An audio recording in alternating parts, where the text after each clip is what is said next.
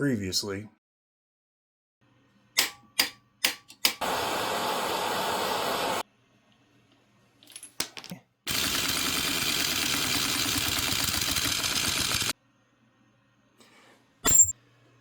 Well, it looks like my karate chop has failed to loosen this flywheel. And since I can't get it to budge with my air impact or the long breaker bar, I think it is time to go get a new tool. So here's my old impact. It does about 250 foot-pounds of torque. Generally useful for pretty much everything I need to do, and I've had it for years. But given the level of strain and stress that I was having with this flywheel, I knew that this impact gun was no longer going to be strong enough to get it off. And since I had the new K80 puller, I said, I need to go out and buy something far more substantial than this in order to use that tool properly. So underneath this cover is a very dangerous and powerful tool. It's capable of producing 1,200 foot-pounds of tightening torque, but more importantly, 1,600 foot-pounds of braking torque. It weighs approximately 6 pounds, and the tool steel that the anvil is made of, I'm pretty sure was made on the 6th day of a total eclipse. That thing is absolutely brutally powerful and strong.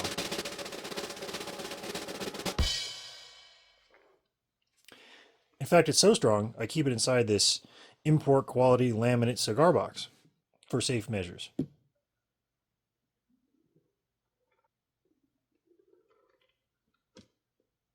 Ta-da! Let's check the aggro gauge. Oh good, it's normal. So this is the Milwaukee M18 high torque impact wrench. It's a 1/2 inch drive, and its RPM range is 0 to 2000. And as I mentioned earlier, it's an absolute beast for taking things apart.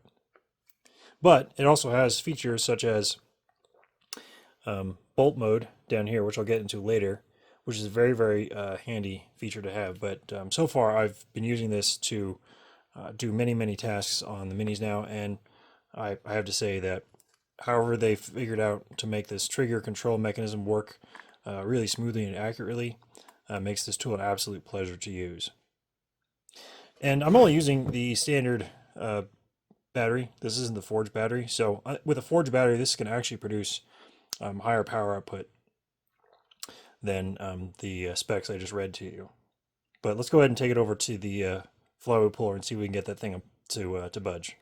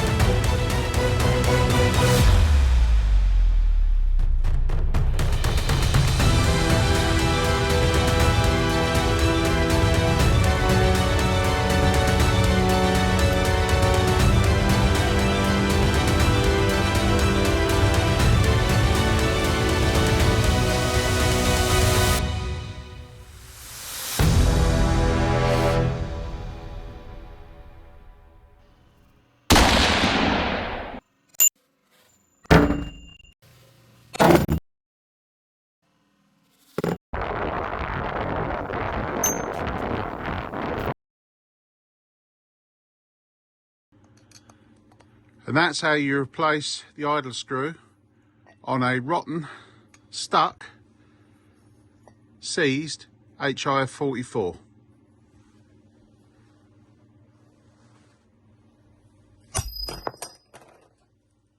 Darren!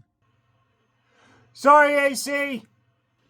In case you didn't realize what was going on, I sheared a bolt that was attached to this flywheel while I was running the impact gun on this center puller bolt here. So the force of this against the puller eventually reached the shear strength of this bolt. In fact, I went through 4 of these grade 12.9 bolts before I finally had to give up trying to use the puller with that impact. So it's not a fault with the impact, it's not a fault with the puller. The flywheel was simply just too stuck to the crankshaft for even this fantastic puller to remove. So my only other choice was to go to serious cutting tools and essentially cut off the flywheel from the crankshaft. And here you can see the end of the crankshaft. Notice how black the steel has turned from all of the heat stress that it's received. So what was happening was the flywheel was vibrating a bit on this crankshaft, and that vibration and the heat from the clutch eventually worked its way into the nose of this crank, and the clutch assembly was basically slowly working its way towards the keyway. So that's why it was so stuck onto this crankshaft, and unfortunately I did have to cut the boss of the flywheel. This one is a new one, I've already had and replaced it, but that was why this thing was so badly stuck on here. So if you happen to be doing any clutch flywheel work, I highly recommend getting the K80 puller. Even though I wasn't able to remove this specific flywheel, I have used it on others, and it's an absolutely fantastic tool. Additionally, I highly recommend the M18 high impact torque.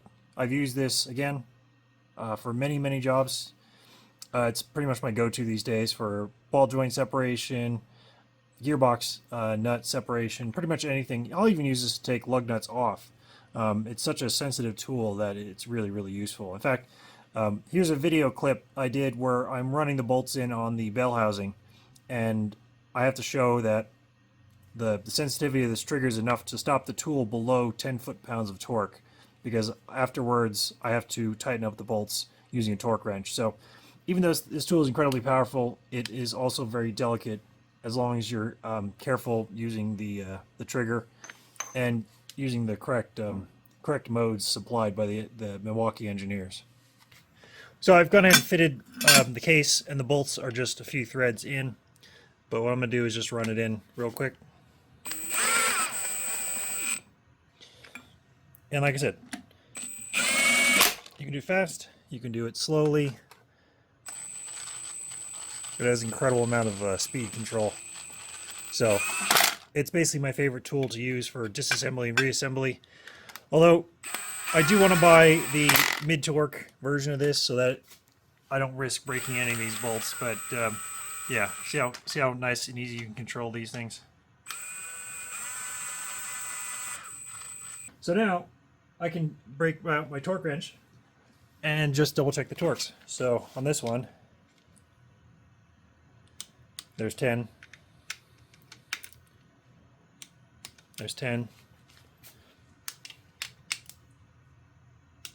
10. So you can see I still have to torque them. The machine doesn't over torque anything if you're careful with the application of the speed control. So there we go. Hopefully you guys appreciate the video. I had a lot of fun making it, and if you guys liked it, let me know in the comments below. And as always, thanks for watching. I'll see you guys soon.